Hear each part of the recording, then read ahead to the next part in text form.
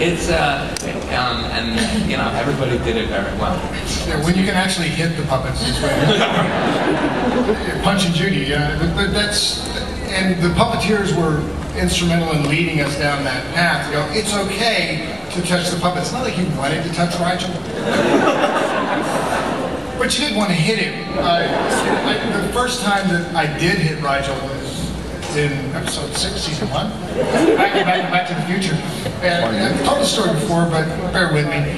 I talked to Johnny Eccleston, who was Rigel's puppeteer, and you know, John's there doing his thing, and I said, can I like just nail Rigel, and then, you know, I'll hit him in the back, and he'll bang him up against the corner of the desk, and then you start choking. He goes, yeah, that'd be great, but we didn't tell the supervisor. We didn't tell the director, John and I were just going to do it. So we come to the scene, and Pipe's coming out of a flashback, blah, blah, blah, for those of you who know the episode. And I come out, wham, I nail him on the back of the head, boom, he goes down, bang, just like that. And he comes up, ah, and before they can even call cut, I hear, oh my God!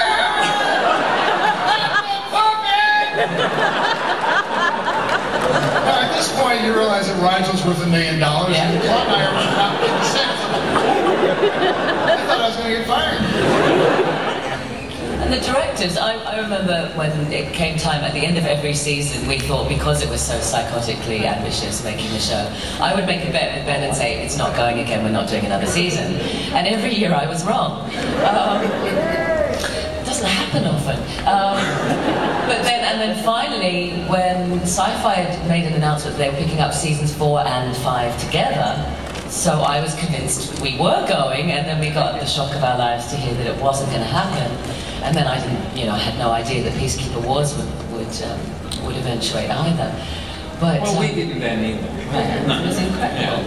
But where was I going with that? We were talking about the puppets. Oh yes, so every year we would all think, oh crap, we have to get a show reel together because it's time to hit the pavement again and get another gig. And the directors would always, without fail, put on their show reels the scenes where we were interacting with the puppets, especially the highly emotional scenes with Pilot. Aaron had a lot of scenes with Pilot, because to them they thought there was huge value in indicating to other people who didn't know the show that they were able to create these really emotional, tender scenes with rubber, and you know, and to them it spoke to, you know, how talented they were to be able to really extract those performances out of the puppets. With rubber, leather, and latex. No wonder we're in Comic-Con. This is from Jonathan Schwest from Los Angeles, California, who apparently couldn't drive the 2 hours down here. What was your most formative experience on Farscape? A moment that made you feel like, this is why I took this job. Ben? Somebody? Oh. Watching that video, I was incredibly proud. I actually cried, in a good way. I can't believe what we managed to achieve. I don't think it could have been done here in the States. You had to sort of film it in a satellite where the tax incentives were more favourable. And that means working with Australian actors who generally are cheaper. But I mean, it was... It's true. I mean, I remember them saying to us, you know, you're going to have to be packaged as an ensemble cast, the Australians, otherwise, you know, we've convinced these guys at the Henson Company that we can make this in 7 days, and that's the reason why they're coming. I'm going to just try to answer that question, because for me, it really hit home when we were doing the Peacekeeper Wars, the final mini-series, when we were doing the birth sequence in the water, and I thought, wow, we're going to do it's a gunfight, all of our characters are gonna die, everything's blowing up around them, Erin's having a baby, she's got to get in the water, and Crichton's going to deliver the baby, and Erin's just going to be pissed off at Crichton throughout, and they're going to get married and have the baby in the scene, and it's going to be funny.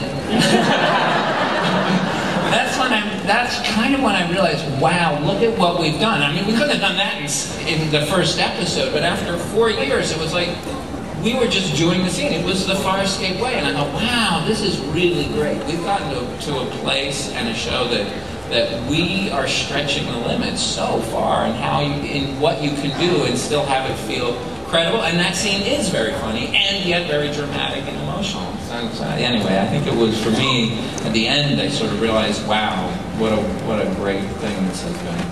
As a side note, I was so grateful when I did eventually, a couple of years later, have my first baby. I did birth him in water, and I wasn't in nearly as much pain as Aaron was. So I was very grateful, because there were 2 pregnant women working on the crew who said, "Oh my God, I've got to leave the set, I can't hear it, it's freaking me out." And I said, "You do realize I'm acting and I have no idea what I'm doing, and it just sort of, it's more dramatic if I scream." And they thought it was so real that they had to leave, and people came up to me after and said, "That's exactly what I sounded like."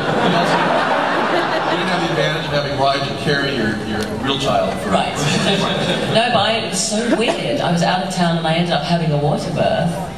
And yeah, I remember thinking, huh, I'm tougher than Aaron.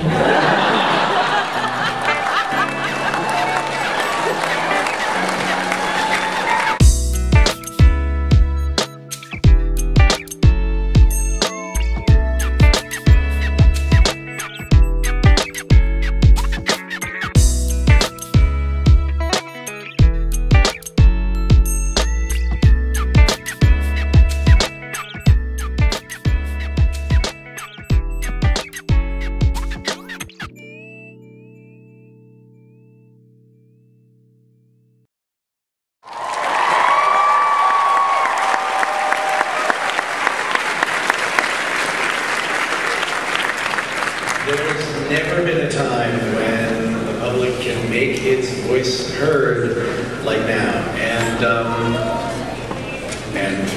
they made themselves heard just then. I like where they're going with it, but literally, you know, the people who cared about the show, and especially who own TiVo, tipped the scales that otherwise would not have. The fact that the fans have trusted us, have come on this journey with us, and continue to do so, has been something that made the studio who produced the show stand up and say, we want more of this, we want to keep it alive, whatever it takes. So thank you guys for ruining my summer vacation.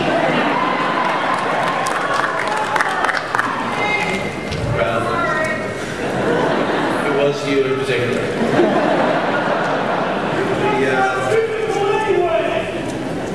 Thank you. The world of the comic books continues with the Buffy season 8. Jane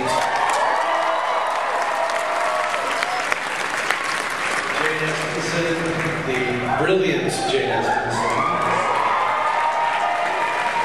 finishing up her run, and she's going to be followed by Brad Meltzer, one of the greatest writers. Who's going to be followed by me to conclude the season. So things are really starting to gear up there. We're also finally beginning work on the Shepherd book comic.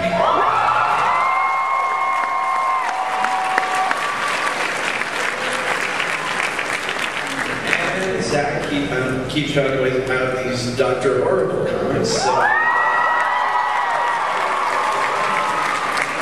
But of course, we'll even be producing a Cabin in the Woods comic to come out with the movie. So they pretty much own most of me, and I'm very grateful. I'm in good hands. They're calloused, but they're good hands.